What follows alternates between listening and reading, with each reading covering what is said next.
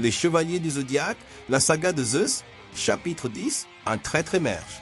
Chacun réapparaît dans la maison du bélier. S'est-il réveillé en tant que septième disciple, dieu de la gloire, Méphisto de la terre? Chacun a-t-il trahi Athéna? Les chevaliers dorment, Miro et Aioria pourront-ils utiliser son pouvoir? Une bataille acharnée dans les 12 maisons de Zodiac est sur le point de commencer. Chacun affronte Mu du bélier. L'ancien chevalier de la Vierge dit « Chacun, j'ai déjà abandonné ce nom. Je ne suis plus ton ami, le chevalier d'or, Chacun de la Vierge. Je suis désormais l'un des 13 disciples de l'empereur, dieu de la gloire, Méphisto de la terre. J'étais prêt à protéger la terre contre l'invasion des troupes de Zeus, mais comme nous ne pouvons éviter cette bataille, j'ai demandé audience à Zeus. J'ai eu un bref aperçu de sa grande pensée et j'ai réalisé ma bêtise. Oui, ta création est le seul moyen de nous guider vers une utopie pour notre propre salut. Aller à l'encontre de cela est un blasphème. Arimu est surpris. Impossible. Je connais ton destin, mais un homme comme toi laisserait Zeus te convaincre de trahir Athéna et de t'allier au paradis? Comme Saga et les autres, tes actions cachent-elles quelque chose au plus profond de ton cœur? À ce moment, Méphisto révèle que sa mission est désormais de persuader Athéna d'accepter les intentions de Zeus et de la dissuader de ses actes de trahison envers le paradis. Si je n'y parviens pas, pour prouver ma loyauté envers Zeus, je vaincrai Athéna de mes propres mains. Maintenant, ôte-toi de mon chemin, Mu, œil du mirage. À ce moment, le dieu de la gloire de la terre, Méphisto, attaque avec son pouvoir œil du mirage. Arimu tente de se défendre avec son mur de cristal, mais en vain. Il finit par être frappé par le pouvoir de Méphisto. Mu est blessé, son armure dorée se fissure et s'écroulant au sol, il dit « Impossible, le mur de cristal est inutile. » Cette compétence, ce pouvoir, est-ce la preuve que chacun s'est pleinement éveillé en tant qu'empereur? À cet instant, l'ancien chevalier d'or répond « Je te l'ai déjà dit. » Cet homme a abandonné son nom, ses compétences et même sa mission de chevalier. Je me suis éveillé à la vérité, disciple du paradis. Je suis le dieu de la gloire, de la terre, Méphisto. Méphisto laisse Mu du bélier derrière lui et poursuit sa route, arrivant à la maison du lion. Il se tient devant Aiolia, le chevalier d'or du lion, qui dit « Je ne voulais pas reconnaître cet étrange cosmos que je viens de percevoir. Chacun, je ne suis pas comme eux. Je ne m'intéresse pas à ce qui vient de toi. J'ai senti que tu n'étais pas le Chacun que nous connaissons, affichant cette soif de sang.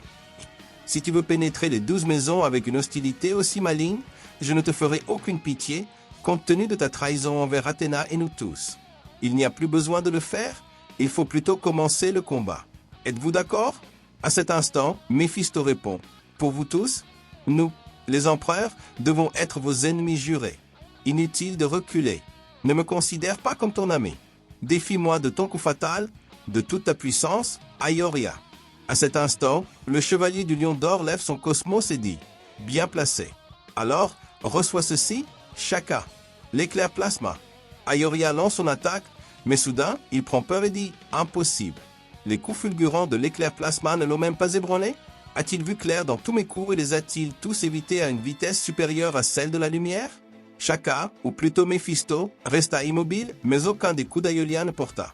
L'envoyé de Zeus dit « Parmi les empereurs, les mouvements du plus faible des 13 disciples peuvent dépasser la vitesse de la lumière.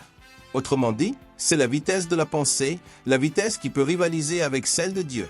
Ces coups de poing fulgurants ne peuvent égaler. Voyez, c'est l'essence même des empereurs, la vitesse d'attaque de Dieu. » À cet instant, Méphisto utilise son pouvoir, le mystère brillant.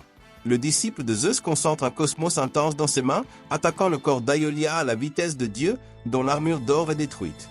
Le sang d'Athéna blessé dit « J'ai déjà échangé des coups avec chacun une fois. À l'époque, nous avons commencé une guerre de 1000 jours. Nos pouvoirs étaient égaux. Mais maintenant, pourquoi possède-t-il un tel niveau de puissance ?» Méphisto dit alors au chevalier lion « Tu connais maintenant la différence de puissance entre les chevaliers et les empereurs, ceux qui éveilleront le 9e sens, déployant ainsi leur véritable pouvoir. Me faire face en pensant que je suis à ton niveau équivaut à un suicide. » À cet instant, Méphisto quitta Aioria et continua son ascension des 12 maisons. Il pensa « J'ai pu accroître toutes mes capacités jusqu'à ce niveau, et tout cela grâce au Seigneur Zeus. Au plus vite, je dois corriger la volonté de la déesse Athéna et la faire prendre conscience de sa véritable vision. » À cet instant, Terra, Méphisto arriva à la maison du Scorpion. Il se retrouva face à Miro, le chevalier d'or qui gardait les lieux. Méphisto dit Couvert de blessures après la bataille contre Ilichi, tu ne peux pas gagner. Puisque nous étions autrefois les chevaliers d'or, si tu cèdes volontairement, je te traverserai. Voyant cela, Miro dit, c'est complètement absurde. Shaka, le fait que tu aies abandonné ton armure pour enfiler une robe est la preuve ultime de ta trahison.